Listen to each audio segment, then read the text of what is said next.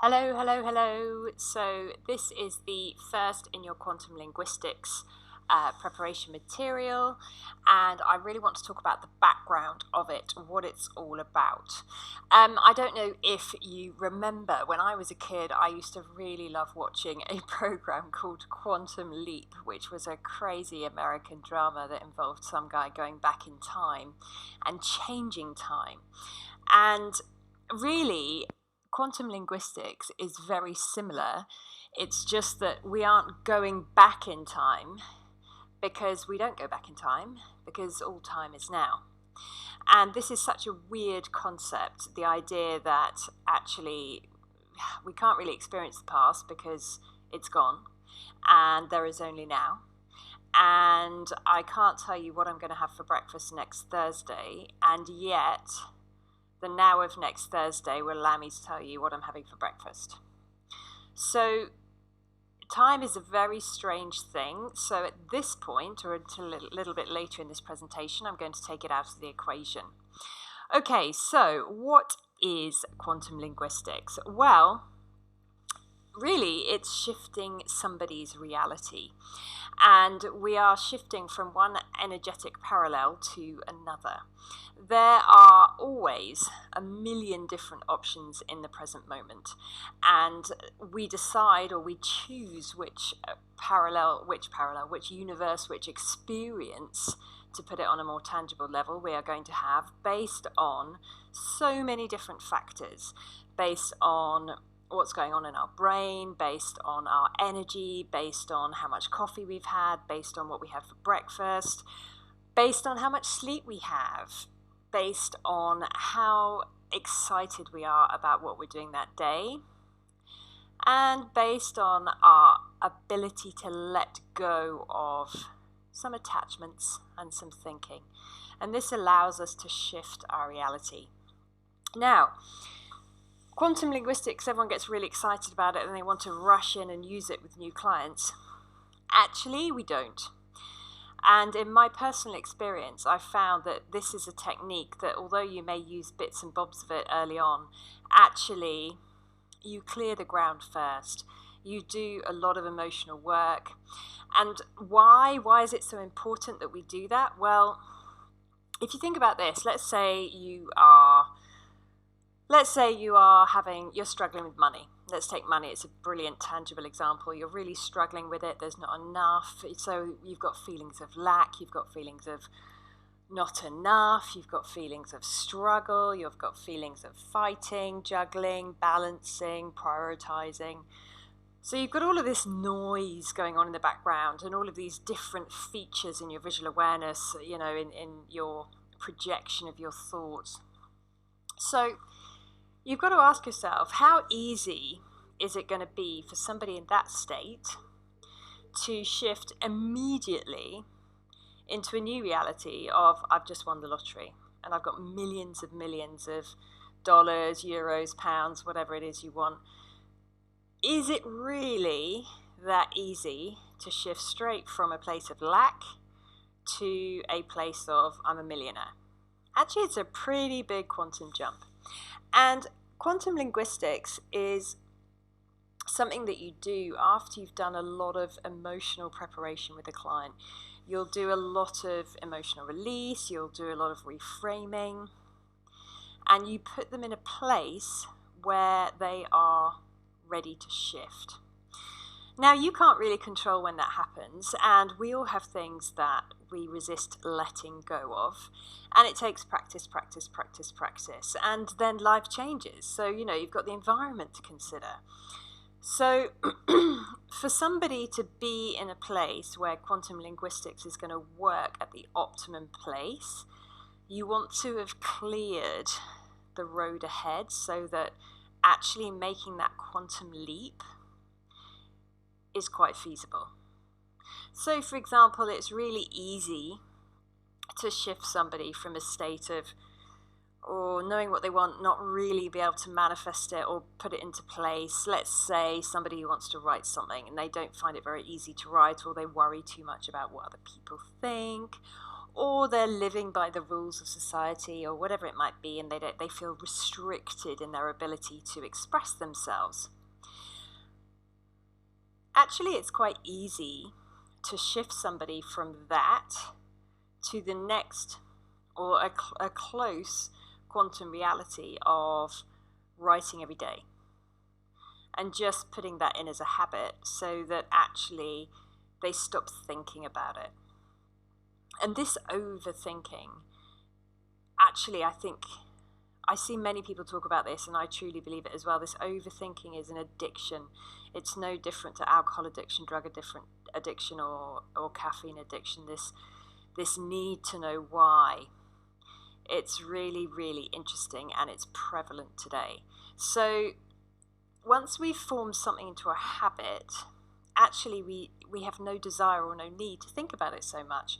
So making that sort of little quantum leap from somebody who's feeling a bit stuck or they're procrastinating to getting them to write every day, or inspiring them to write every day, getting them motivated, helping them find the inspiration they need, that's quite an easy shift.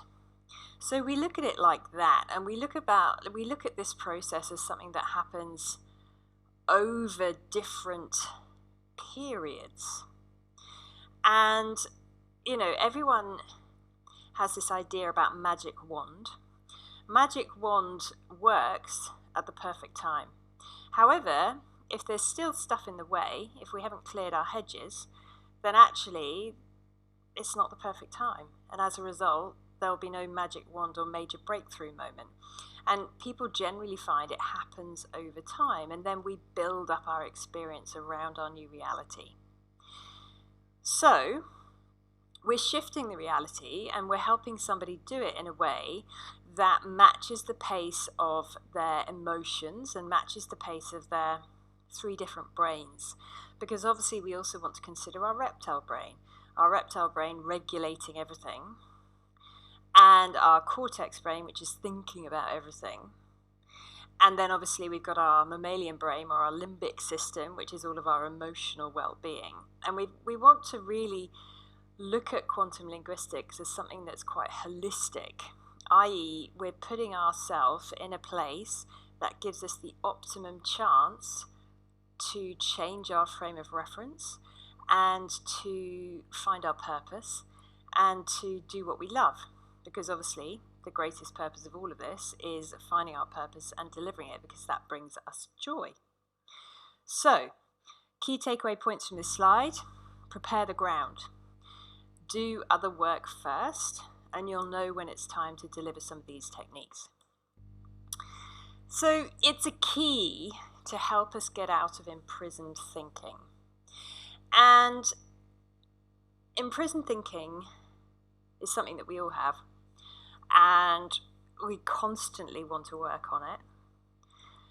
Cartesian coordinates is a great way of doing this, and a fundamental part of quantum linguistics. Actually, it's the foundation, along with truly understanding prepositions, presuppositions, all the other normalizations and the other elements of language. It's about allowing us to say, okay, am I in imprisoned thinking? Now, if you are fully engaged in a specific society, the likelihood is you will have some level of imprisoned thinking, because you think this is how things have to be. I have to be that in order to deliver this. And obviously this is an inner judgment that manifests also as an outer judgment. And imprisoned thinking is really easy to spot in ourselves when we start having a judgment of other people, or when we are trapped with feelings of anger or victimization, or we're unable to forgive something, or we hold grudges. This is really just imprisoning ourselves. It's also imprisoning our energy. It's also trapping us from moving forward. I can pretty much guarantee you that if you're working with a client who is operating a high level of victimization, then quantum linguistics will be a big stretch for them, because there's something deep-rooted that is yet to shift. Now, that sounds like a bit of an oxymoron, because here we are talking about deep-rooted shifts. What I'm really saying here is prepare the ground first and clear away some of the outer layers of the onion. Identify some of the imprisoned thinking.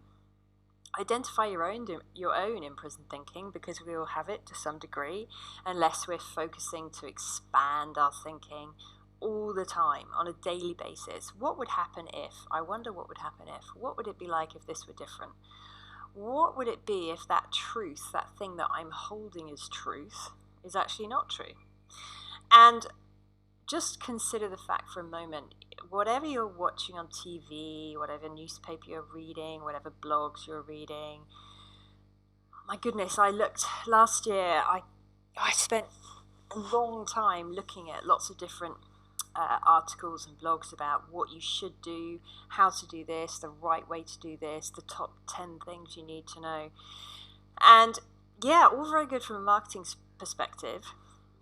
I realised that for me personally, that's different to where I sit, because I find that quite disempowering for people. And I also find it sort of links very much to that tribal safety structure. So it keeps people in the black and white thinking, oh, that's the right thing to do, that's the wrong thing to do. However, that's also right for everyone at a certain point in their learning experience within a specific context. So to a degree, when we're starting something new, we're all going to have imprisoned thinking, because we will look to somebody else to show us how to do it. And then we will think, okay, that's either the right way, or we'll think it's the wrong way. And then it takes confidence, it takes practice, it takes expansion of thought to be able to look at it and say, well, actually, it's all of those things and it's more. And there are so many options to what it could be, and allow us to see around that. Imprisoned thinking is easy to break once we ask the right questions, and this is what we're doing with quantum linguistics. So, what's the purpose of this? Okay, so we're looking at a number of different elements. Most importantly, overall, we are looking at a holistic solution. We are looking at putting ourselves in the right place. So it's more than just clearing stuff out of the mind. We also want to be looking at the body. We also want to be looking at our health. We want to be looking at our physical, dense bodies, mind, spirit, all together as a holistic system. And we want to be creating habits that allow us to operate at the highest energy level, because really, this is all about accessing more energy. It's all about expanding into retrieve more intelligence from, whether it's higher consciousness, the universe, memories. Some people in the spiritual realm will talk about this as accessing the Akashic records. I like to think of it as intelligence or previous things that we knew that we've forgotten, based on, you might call it a slavery system, but it's the slavery thinking system. And what we're doing here is holistically we're looking to break out of it.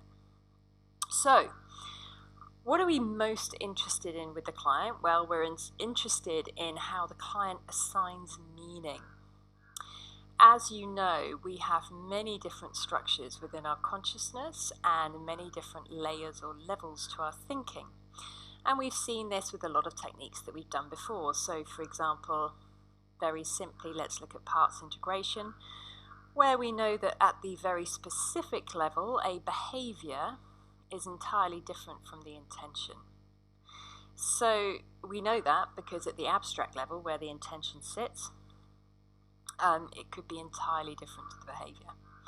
So we're looking at really how the person assigns meaning, and we do that based on observation of their language and also by asking them questions. This allows us to access the deep structure. So again, this is integrated, looking at how our different brains interact with one another. This is looking at how we assign a certain emotion, which is always going to be the highest level because it's the strongest energy. how we assign an emotion to a specific word. It moves on to understand how some people find some words high risk and other words completely without charge. So if we look at words as having an energetic charge or no charge, and that charge could either be positive or negative, or it's neutral with no charge. This is what we're looking for when we're working with quantum linguistics. We're doing deep-rooted emotional work, and I'm going to introduce you to some work from a book called Power versus Force, which I think is fantastic and well worth a read. And it allows us to really understand the energy around different emotions and how that impacts our thinking, our perspective, and our behavior.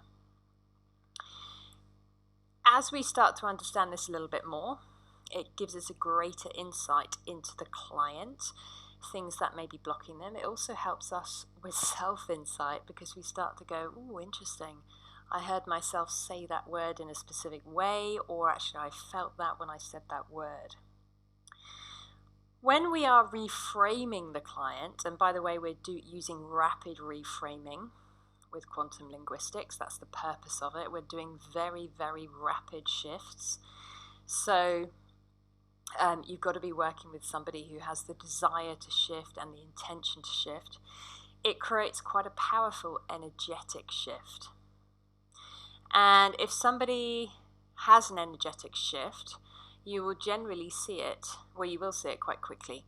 Somebody may have a little bit of a flat moment afterwards just because it's kind of a clearing, and also bear in mind that this change is a process. Obviously, just as our skin takes 30 odd days to replenish or replace itself, we are working toxins out of our body. Also remember that emotional toxins, as we might describe them, actually manifest as physical toxins in our body. Also think about this: if suddenly we're doing some work on how to be our best selves and somebody's had 400 coffees that morning, then it's going to take a little while for that to shift out. And it may also involve changing somebody may choose to change their sleep patterns. They may choose to exercise more. They may choose to, stop eating meat. They may choose to eat more watery vegetables than they do. All of this is a process, and we see the change just as we do with our bodies. If we cut our foot, it takes a process, and I guess you'd call that, it takes time to heal fully or to replenish or to rejuvenate. And in the same way, our minds, the energetic thoughts within our minds, also, it takes time. So the initial shift will be seen, and then the behavior, and this is the intention, remember, the initial shift is the intention, and the behavior will just follow the process as it shifts into reality. Now, it's an interesting thing, quantum linguistics, because it relates so heavily to change. And in order to operate this effectively, we also want to be working on ourselves. We want to be working on the, I wonder what if that were not true? What if it were entirely different? What if I completely misread that situation? And we all want to assess that and take time to assess that. Space, time. It's really important to give ourselves, and obviously this suggestion passes to your clients, time.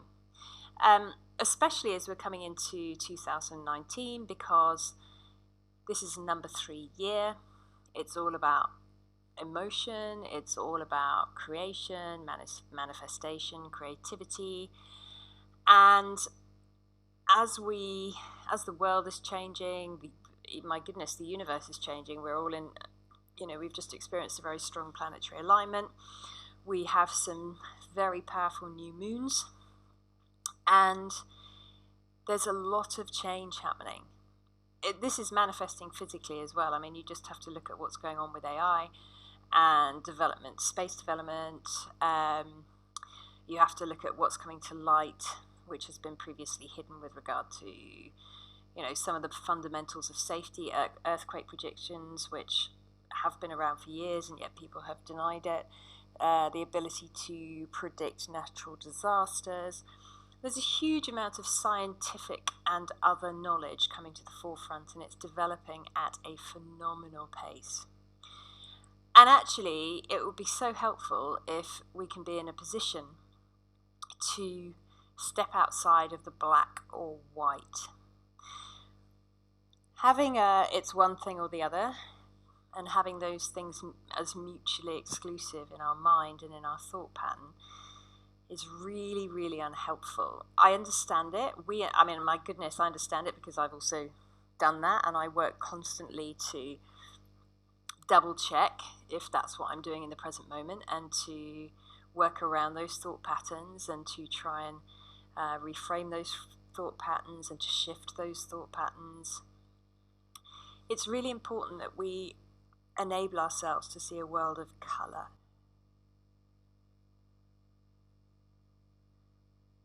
And we want to see a world of colour because we really want to be able to understand that there are parallel universes, that there are parallel experiences that we can leap into any point based on our emotional state, based on how we feel, based on a number of different things. And to allow us to do that, and to allow us to create the shift, or at least facilitate the shift in others, we really want to be in a position where we are operating in a multi-possibility, multi-coloured world, where time moves backwards, upside down, all around the place, where anything is possible, where we can make any kind of shift, where maybe the things that we've held as truths in the past, we can acknowledge may or may not be true based on different contexts. And the ability to shake the frame of our worlds and to release this black and white thinking, which is what I refer to as the slavery mentality. And by releasing that, we actually release our energy into expansion. We release our energy into expansion. So where our thinking is black and white framed, we are not free, we are not released into expansion, we are trapping our experience. And there's no great surprise, because black and white is a very safe place to be. It's super tribal. This is right, this is wrong. It is pummeled into us from a very young age. And there are several times in our lives when we can break it. We can either break it through challenging experience. All entropy or extremes trigger some kind of shift of frame of reference or shift of extreme. We also have those times where we really start to question our parents, and often, for some people, depending on where they live in the world and their familial structure, it could be in their mid-20s, it could be in their mid-30s, it could even be in their mid-40s, where they start to question, whose beliefs am I following? And maybe in values, I talked a lot about how, you question your parents' beliefs, and actually now it's becoming more and more important to question all of these articles, all of these messages of this is the right way, this is what you should do, this is what's good for you, this is what's bad for you, this is wrong. And to really just allow yourself to expand into a multi-probabilistic experience that stops your energy getting hijacked by the black and white, right or wrong thing. And it's the energy hijack that's really the problem. In no way am I suggesting you suddenly step back from your morals and say, oh yes, anything's fine, you can do anything. It's about trying to just let things go and understand that really this multicolored, multi-possibility universe or experience is a much better place to be, because it stops us allowing something overthinking or an idea to hijack our energy or our expansion. And right now, the purpose is to be unlimited. And as time flows backwards, forwards, upside down, whichever way it goes, we're continuing to expand so that we are in no way limiting our experience to a single realm or a single experience. We're actually operating at a duality, or beyond that, we're operating in a multiverse, so that actually we can tap into any experience we want to at any time. Good. Okay, so now let's talk about time. And I'm only going to cover this briefly because I'm going to talk about it a bit more later on. However, let's think about time, and let's think about the fact that there is only now, and we treat the world as, or certainly in therapy we say there is only now. How do you feel now? You'll notice that now is so common in nearly every single technique within NLP timeline therapy, CBT, many other techniques, which by the way are all the same, they're just different access points for different people. So, at the macro big picture level, time appears to run in a straight line. In fact, not just a straight line, it appears to run forwards. And we continue to convince ourselves of this fact by the fact that we use clocks and calendars to tell us how time passes. So we look at how we know there are 60 seconds in a minute, we know there are 60 minutes in an hour, we know there are 24 hours in a day, and then after 24 hours is the next day on the calendar. And it's all very linear and all very easy and simple to think about in that way. And yet, if you think about it, if somebody just wandered up to you and said, hey, what is time? And gave you a pen and paper, it would be almost impossible for you to express it, unless you are in fact a quantum physicist, in any other way than the first thing that may pop into your head, which is a clock or a watch or an arrow, because time obviously moves forward.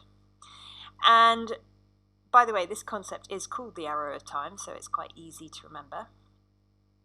And that's all very well. However, when we started, I guess, well, actually thousands of years ago, people have started to consider time. Aristotle was bemused by time. Many people throughout history have suggested that time is possibly the most difficult concept to explain in our world. And yet, as people started to look at it, and there have been key people over time, obviously Einstein's theory of relativity, or differential relativity, had a major impact on the way we thought about time.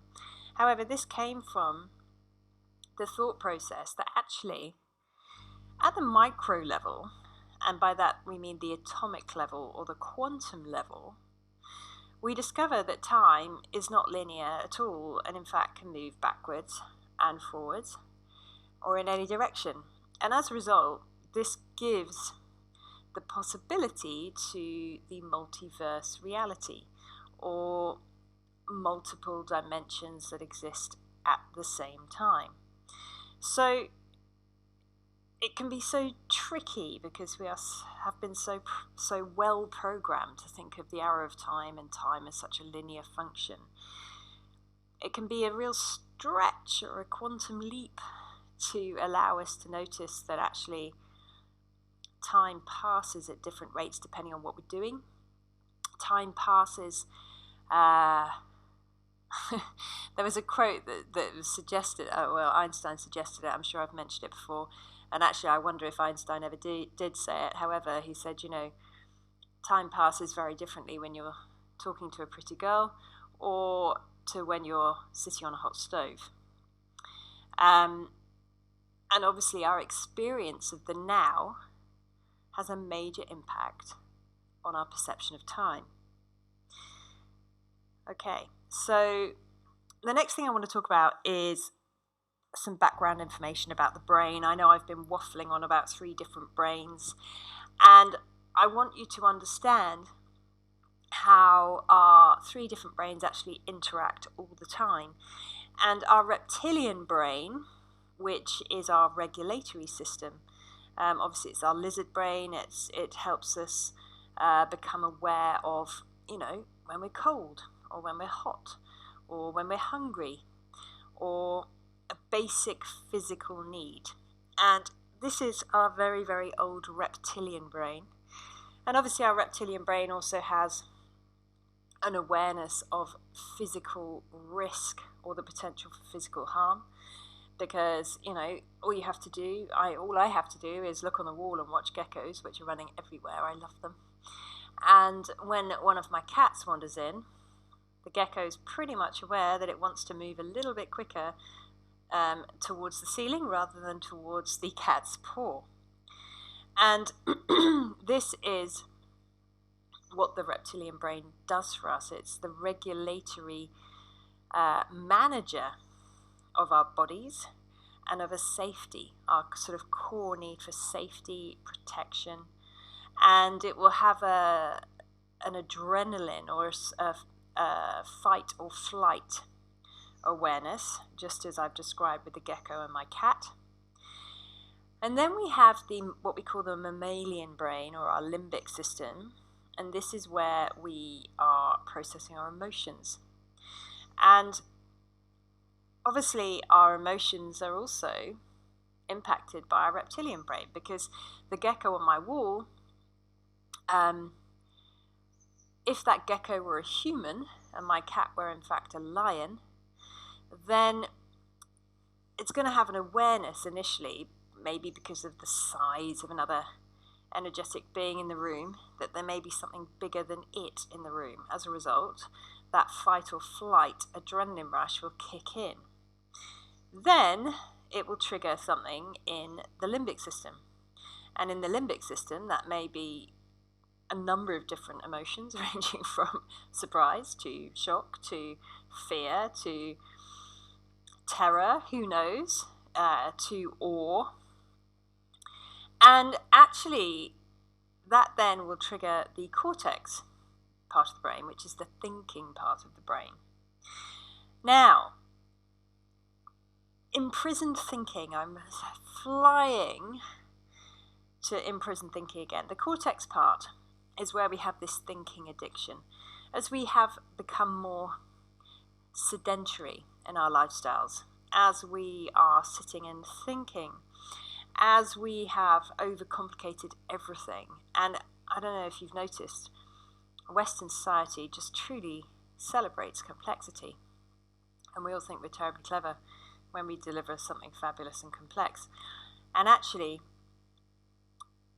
really, in order to balance the other part of our brains and to balance our energy system, we want to strip all of that overthinking back to reach a point of simplicity, which is much nicer to manage. It's much easier to manage. And remember that we follow the path of least resistance. So look at simple stuff, or simplifying everything. Simplifying our lives, simplifying what we think, simplifying what we do, is a really nice way to feel good. Now, as we're climbing up a wall, being chased by a lion, suddenly our cortex brain gets in the way and it goes, oh my god, it's a lion. Lions are predators, they eat meat, it's going to eat me. And then we may well have a freeze. We might have a paralyzed moment as we overthink everything, and we run all of those potentially dreadful things that can happen through our visualization, or through our experience, or through our brain, in whichever representation system is dominant for us or secondary. So this is an example of how our reptilian brain is then feeding our mammalian brain, is then feeding our cortex brain. Now, in the same way, it doesn't have to, or they don't have to travel through one another. Our reptilian brain, I don't know about you, I get terribly grumpy hungry. And if we're hungry, actually it's been proven that we make poor decisions, or from the mammalian brain point of view, we may have a negative viewpoint when we are hungry. And this is the reason that the 5 top ways to lose diet, or to lose weight and to go on a diet, it's really unhelpful, because at the individual level, we're all different we're all different in the way that we experience hunger or thirst. And generally, depending on the time we wake up, how well we slept, what we've put into our body, we are hungry or not hungry. So actually, just listening to your body would probably be a really much more powerful way for us to operate, rather than trying to follow some specific rule that somebody has tried to create in a generic way. It would be much more sensible if we just go, hey, how do I feel? And we listened to our own individual reptilian brain. Now, can we impact our mammalian brain, our limbic system, with our thinking? Yes, we can. We can impact it positively by understanding that, or by recording a memory that was absolutely fantastic, and then suddenly our limbic system experiences a super positive emotion. You know this, we do it all the time. You've done it with anchoring and many other things. You've done it linguistically. This is a very, very positive way to trigger positive emotions within the limbic system. And obviously, an emotion is energetic. It's also chemical, because every time we have a specific emotion, we are flooding our brain with different neurotransmitters, different chemicals.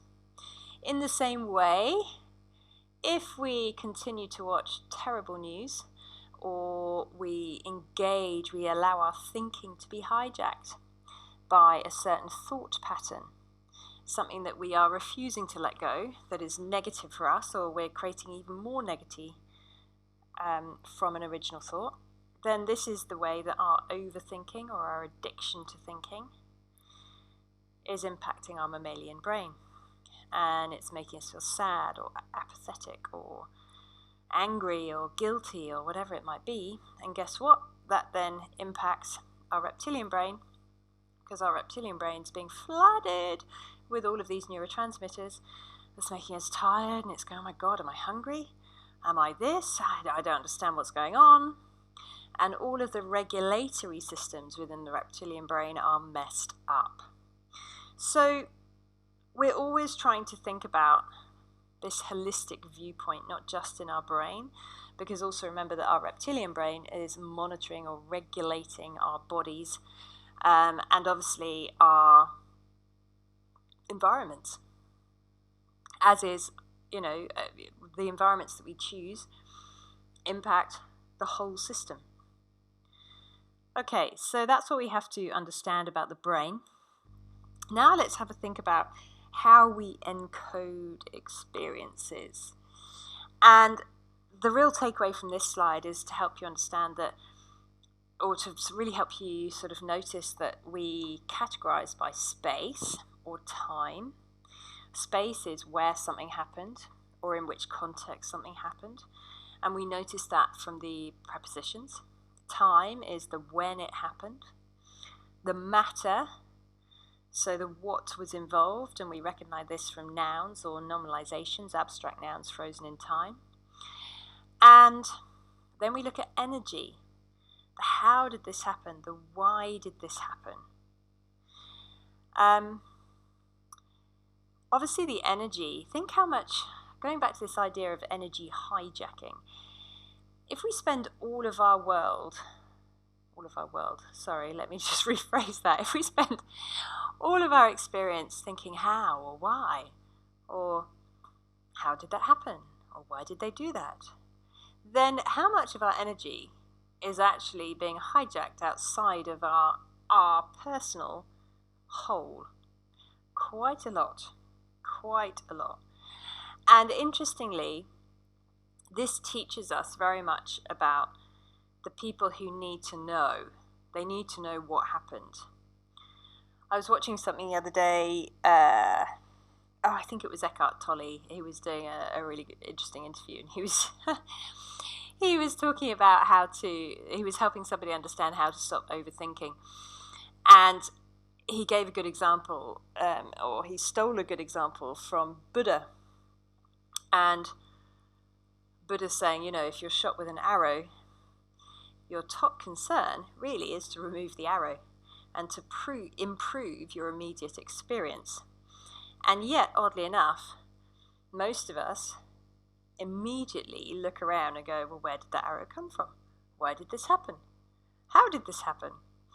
And actually what's happening is we're enjoying, or continue to enjoy, the miserable pain of having an arrow in our side, because we're allowing our present moment experience to be hijacked by the how and the why, rather than just going, oh, arrow in my side, remove it now. Oh, feel better. At which point, when we feel better, it's probably a really good time to go, oh, how did that happen? I wonder why that happened. How might I stop that happening again? So start to think of these sort of 4 areas of how people describe things, and just understand how that's impacting their energy level, how that's impacting their experience. Now, talking about energy levels. Sorry, skipped a slide there. Okay, so this information, it comes from a really fantastic book called Power versus Force, and it's written by a lovely man called Dr. David Hawkins. And he talks about the frequency of emotions and how it impacts us. And as you can see, and if you're interested in this, I strongly recommend you have a look for this book, because I think it's brilliant. What he's done is he's looked at the energy level, or the different frequencies of emotions, and then how that emotion manifests in the real world, and then how that impacts our perspective. So if we look at shame, and as you know, I'm a big fan of releasing shame. It's one of those strange emotions that can sneak into our deep-rooted work, and often it comes from childhood. And until we can really release that shame, it happens over and over again in different jackets. And shame is sort of like the lowest life force of emotions, and it creates all sorts of horrible feelings and low energy. And the emotion that it manifests is humiliation, and it gives us a pretty miserable view of life. And thinking about sort of the transition that he's put on this slide. Oh, sorry, I keep moving this.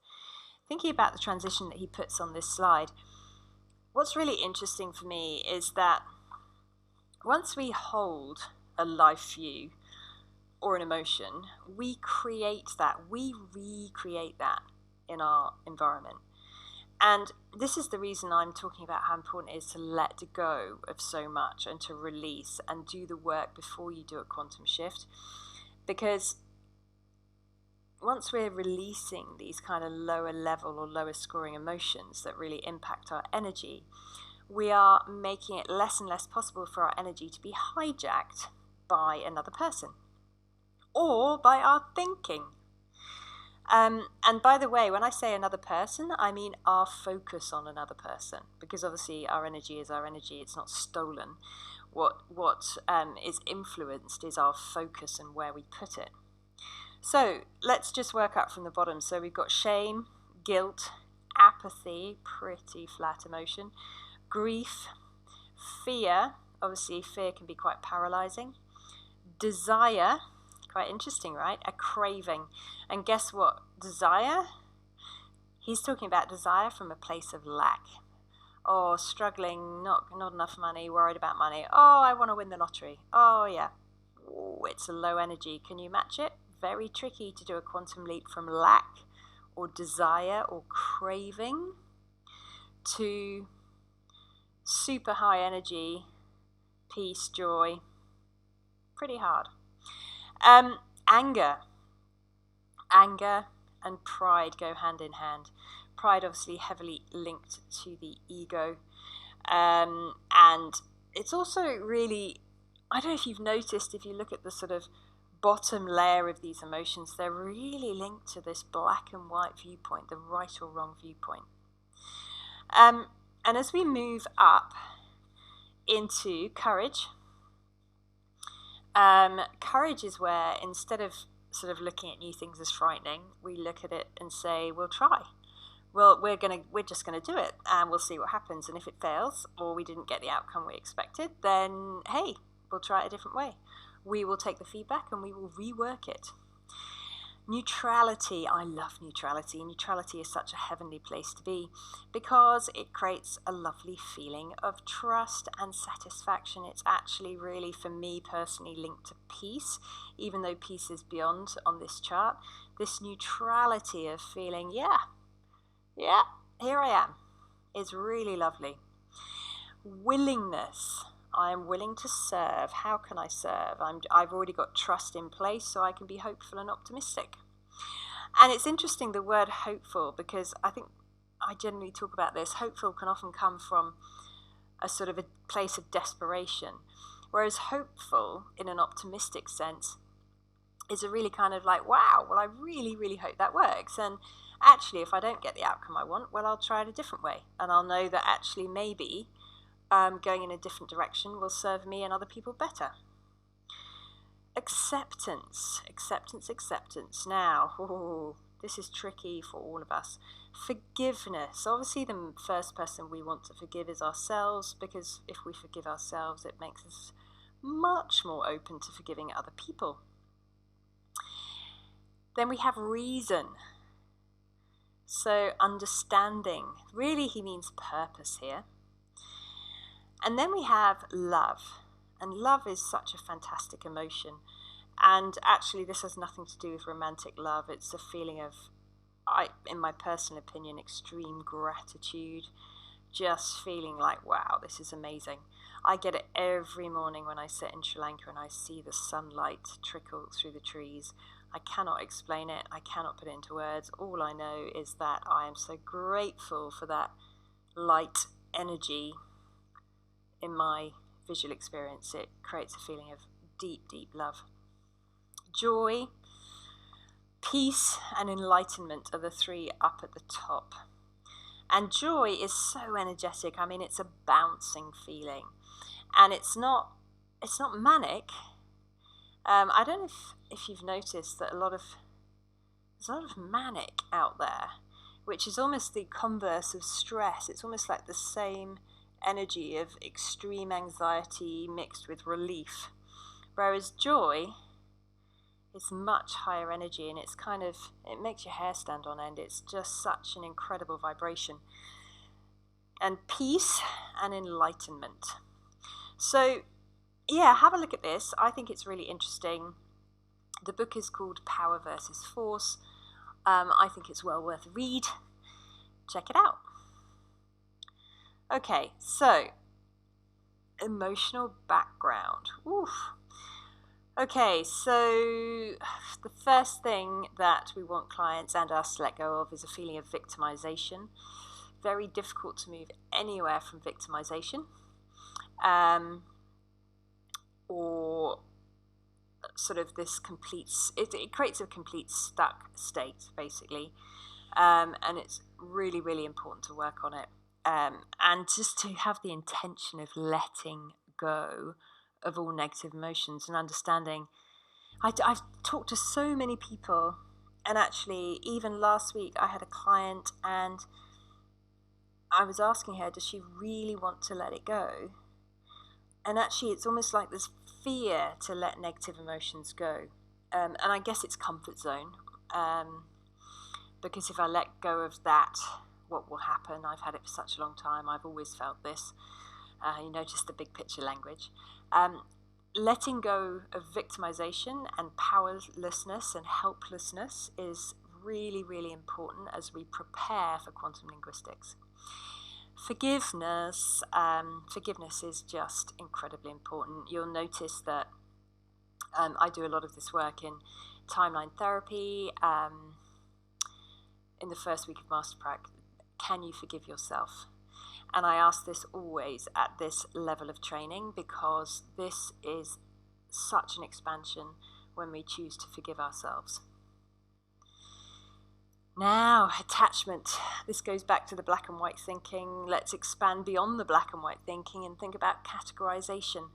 We are addicted to categorizing people these days. Never fails to amaze me how we like to put notices up about what is this and what is that.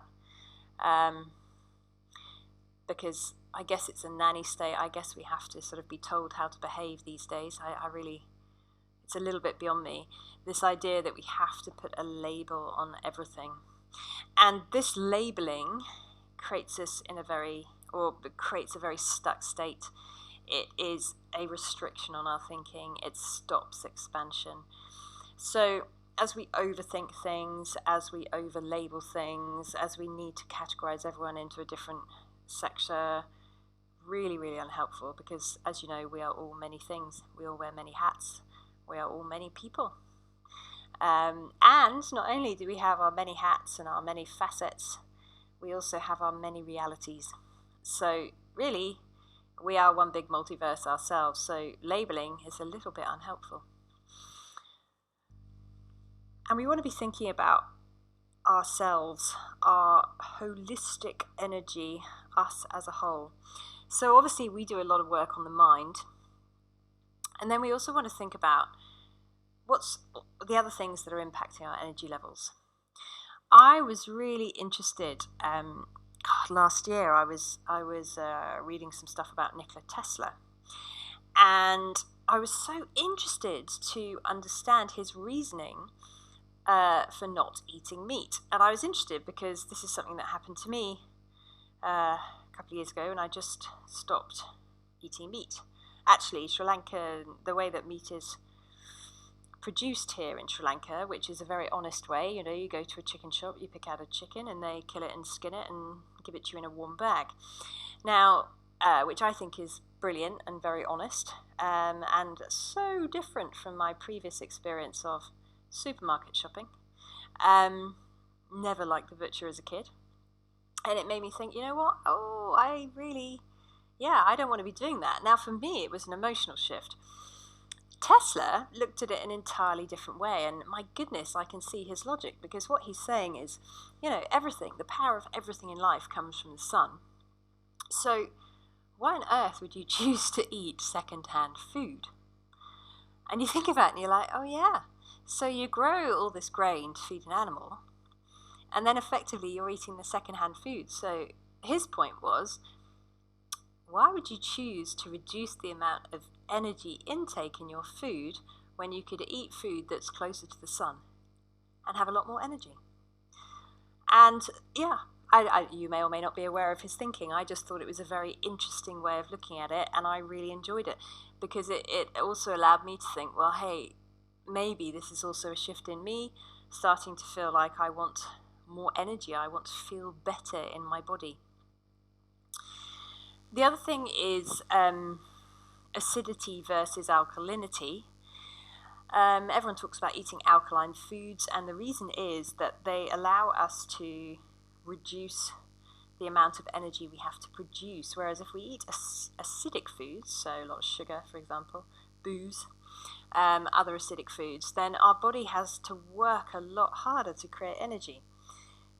So again, the question is, what's the purpose of doing that when we can eat food that's close to the sun, that has high energy, that we can actually turn into energy much more readily, much more quickly? It's an interesting question. So we're considering our body as well, and we're considering the people in our environment. We're considering what allows us to feel calm. And this changes for all of us, and everyone is different. And I know my experience is certainly inappropriate for other people. And yet the calm that I have at home in Sri Lanka, actually, it's a really powerful thing for me. And it is because actually there aren't many people around. So it allows me to exist in my bubble of loveliness, and it feels very calm, and there's lots of lovely sun energy and plant energy and nature, which for me personally is wonderful. For somebody else may be highly inappropriate. However, it's about creating a feeling of calm. And, I want to go back to this calm idea. I was having a conversation with somebody who was talking to me about the relationship she has with her daughter, and how, they fight and say terrible things to each other. And she said to me, "Oh, that's just a mother-daughter relationship." And I thought, well, really? Is it? So are we just revolting to the people that we love? Really? When did that become a habit? When did that become acceptable and okay? And yet apparently it has. And I thought that's really interesting that that's sort of tuned in to our existence. Sleep. Sleep is super important. And sleeping at an appropriate time for your body is also super important. If you want to look up more information about that or talk to me about that in training, please do. Different parts of our body are healed at different times during the night, or they replenish at different times during the night. So sleeping at certain times is very, very important. Also rest, and rest may be a little bit of exercise, or it may be a meditation, or it may be sitting doing nothing, or it may be having fun with friends. It's taking the focus off to balance out everything in your life. I really love the guy from Mind Valley, actually. I think he's one of the first guys who's super, super successful to be honest about the fact that working 80 to 100 hours a week or even beyond is a little bit silly. And I love him for that, because I have to admit, I've spent at least 5 years working at that pace, thinking that this was the route to happiness, results, everything else. And really, it's quite detrimental, if I'm truly honest. You can achieve an inordinate amount, and then you question, well, what are you left with? So I like this Mind Valley guy. I think he's very interesting. Over-focus, I've talked about this. Sometimes when we have a goal and we're only focused on that, it can be to the detriment of relationships. If we're over-focused on work, it can be to the detriment of relationships or our experience. Not only that, our brains get tired and our brains get bored. We benefit from lots of different stimuli from different parts of our life at a different vibration coming in all the time. So it's really important to have a variety, which also, that awareness with the variety draws us closer to what our purpose is. And our purpose is really all about what makes us super happy. When we're doing stuff and it's prevalent everywhere in our lives, this is happy and it feels good. And generally, this is where our purpose is. Okay, so we're nearly at the end. What techniques are we going to be covering in quantum linguistics? Presuppositions. You've looked at these in prac. I want you to know them inside out. Cartesian coordinates. I want you to know this grid inside out. This Cartesian coordinates helps us very much with prime concerns. We're looking at the not pattern. We're looking at inductive and deductive language. We're looking at it's a good thing not to know. Very helpful technique at any point of your coaching with a client. We're looking at linguistic resourcing. Linguistic parts integration, the decision destroyer, the constructs and the structure of metamodel 3, which isn't necessarily used as a technique, it's used as a structure. We're looking at time scramble. When somebody's over-focused on time, this can be really, really useful. And finally, we're looking at the de-identification pattern. So these are the techniques that we're going to be going through, not to mention sleight of mouth, which is slightly different. Excuse the pun. So, what is quantum linguistics? So, in summary, we think of ourselves as energetically structured, and the human nervous system is effectively a quantum mechanical device. And as you know, change happens at the greatest point of entropy. So, it happens when we are having an extreme experience. This is where change occurs naturally. So sometimes in coaching, we have to really poke the bear in order to reach that point of entropy. And this also happens in quantum linguistics. Fritz Perls was a great fan of poking the bear. And most important of all, the client has to have a desire and intention to change. If they don't, there's a lot of pre-framing work that wants to be done before you use these techniques. Always think about this when you're coaching, because desire and intention is the only prerequisite for change. And if it doesn't exist, and for many people they aren't there yet, they don't have the desire to change, they haven't reached that point of entropy.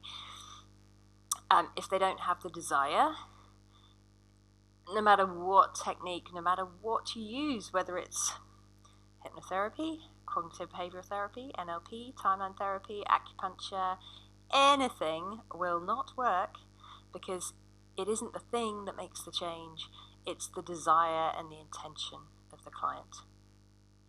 Good. So I hope you have found this background work interesting, and this is the end of our first quantum linguistics show.